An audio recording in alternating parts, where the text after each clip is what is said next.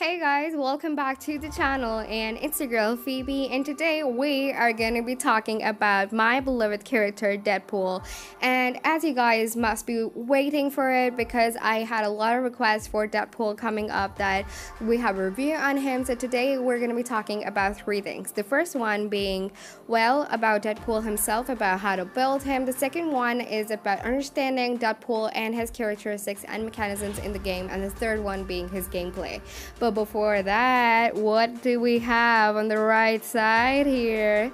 Well, yes, it is a 6-star Strifey that has been maxed out for you guys.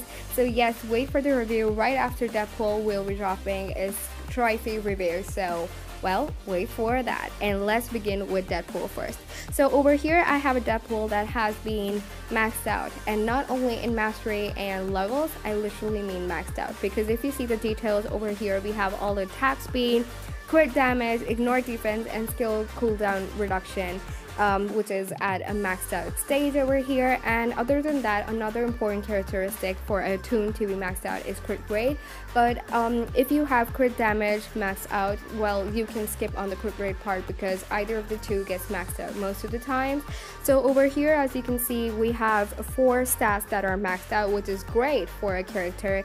Makes him extremely strong for playing in all kinds of game modes, be it AC or ABX. So now we're gonna get started with the build of the toon. So first of all, the very first question is that should I build my toon that is particularly Deadpool? Should I build my Deadpool on the defensive side, or should I build my Deadpool on the attacking side? So the answer for Deadpool is that you build him on the offensive side, and the reason for that is because he has a ton of CC going on, and not only the CC, he has a ton of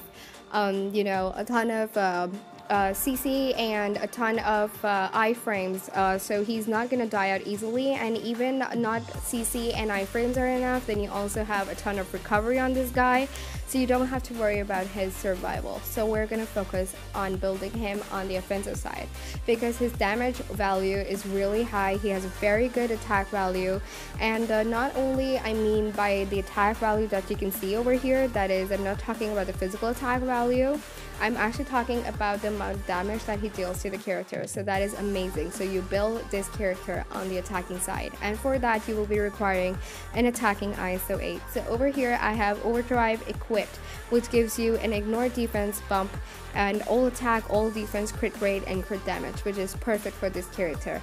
But your Deadpool might be different than this Deadpool, so you might not need an ignore defense bump, but instead you might need some other kind of bump. For example, you would be requiring a cooldown duration bump, so you go ahead and put a Hawk's Eye over there. And then not even that, if even if you roll a POH, that's cool enough. That is because in Overdrive and POH, the only difference that you'll get is attack speed. And if you check out my Deadpool, well, over here the attack speed is more than maxed out. It's like exceeded stat, so I would not be requiring that on this Deadpool. So for Overdrive, for this Deadpool, Overdrive is the best option. But otherwise, Hawk's Eye and Power of Angry Hulk are good for you only if you want to improve on your cooldown duration, or if you want to improve on your ignore defense and attack speed. So with that out of the way, we know which ISO to equip on Deadpool. The next thing that we have over here is the custom gear. So we have the custom gear as CTP of Destruction over here. Since I haven't had the opportunity to test him out in ABX yet, CTP E is not on this guy, but I'm pretty much sure that this guy will be requiring a CTP, so we're gonna see that in the course of a few more days. CTPE would benefit him a lot by giving him the chain hit damage, because his attacks go on for a long time. He has long going iframes, long going attacks, so it will be great if you put a CTPE on him. That's CTP of Energy, but CTP of Destruction also works fine for him. That is because it is not only maxing out his crit damage with the 27.2% bump, but it's also giving him immunity to guard break, so whenever he's performing his skills, he's not going to be guard broken at that time. And along with that, he gets the ability to penetrate, super armor and stuff. And along with that, the most important thing why CTPD is good for him is because it's giving him a 200% damage proc, so that's really good for this guy.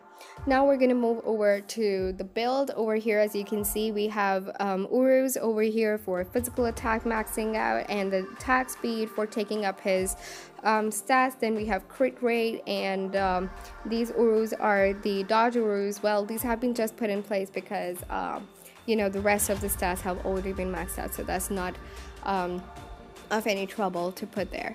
The next thing that we have over here that I want to talk to you guys about is the skill. So the skill maxing out will depend on the fact over which you know, which skill has stuff that will get maxed out or enhanced. For example, the skill over here has a 15% decrease of all defenses when it's maxed out, and if it is not maxed out, it will be a lower value. So you max out such skills which will be requiring you to take to higher levels for increasing their attack value. Other than that, whenever you're maxing out skills which do not have anything that will, you know, benefit a lot, the additional attack value increases, the additional damage increases, so that helps your character, so you can go ahead and max out your skills. But other than that, there are a few skills only which will be requiring that, as I showed you right now. Now we're going to begin with understanding the character. So this character has a lot of things in him. That is, he's got a lot of CC going on, he has a lot of iframes, and this character is one that does not die quickly because he also has a very good regeneration. So the first thing we're going to start with is the Chimichangas, and this is the first skill, which deals a stun, which is a CC, and then he deals 15% bleed damage. So the bleed damage is okay. That actually helps you out in game modes like Alliance Conquest as well as in Timeline. That is because you're playing against a bot, and in that case those characters are automated, so they won't switch at such times when you're giving them bleed damage, and it will help you to quickly drain out the HP of the other character. So this one good skill is for AC and Timeline. In the next, we move over to skill number 2. Love the smell of gunpowder. Yeah, I do. Yeah. So we have a crit rate increase of 10%. This is very good, specifically if your crit rate is not maxed out, and along with that, it deals with physical damage, 50% of physical attack.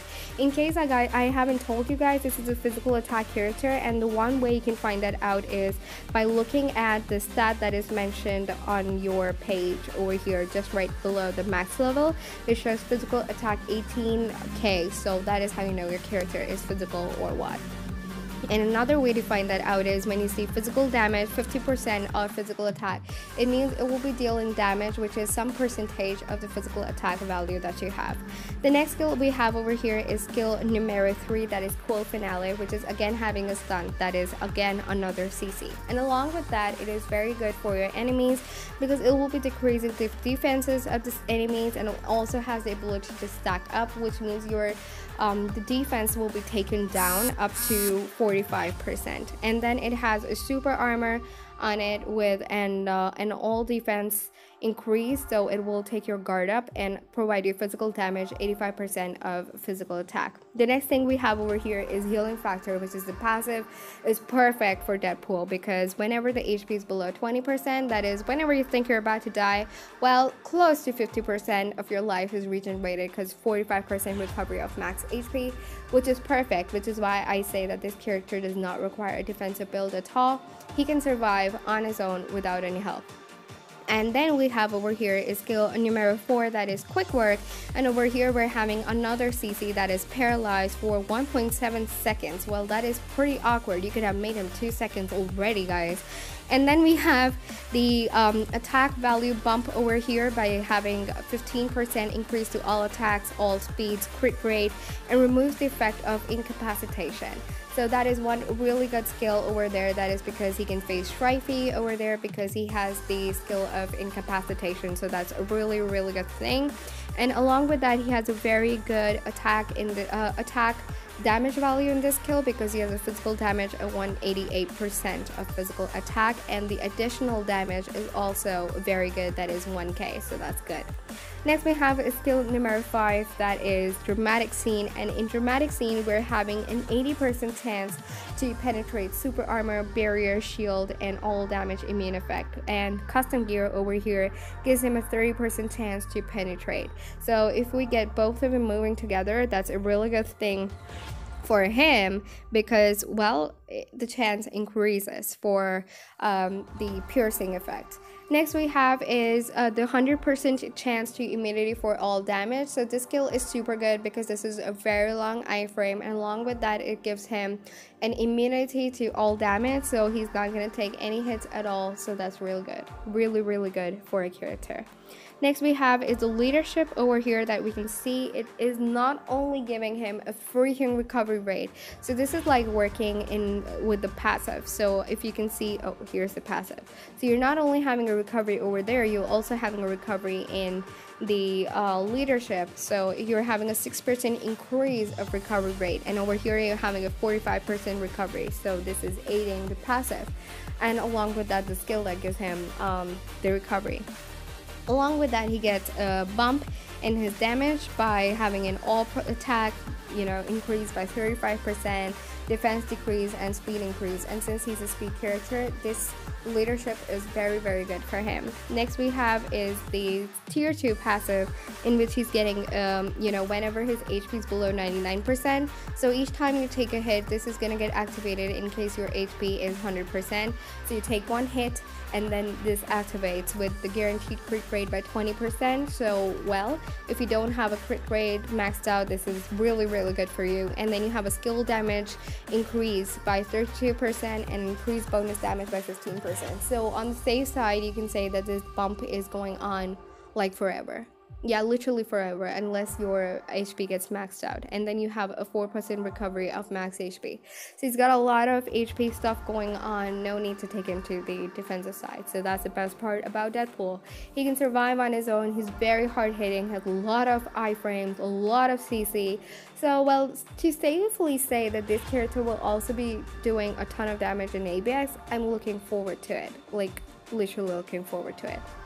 Okay, I'm gonna switch on the AI over here. As you know, my Deadpool is not tier 3 yet, but will be doing so soon, and I would love to see tier 3 skill in action with Deadpool. So well, whenever we do Deadpool's tier 3, you guys gonna have to hang on and see what's gonna happen with that.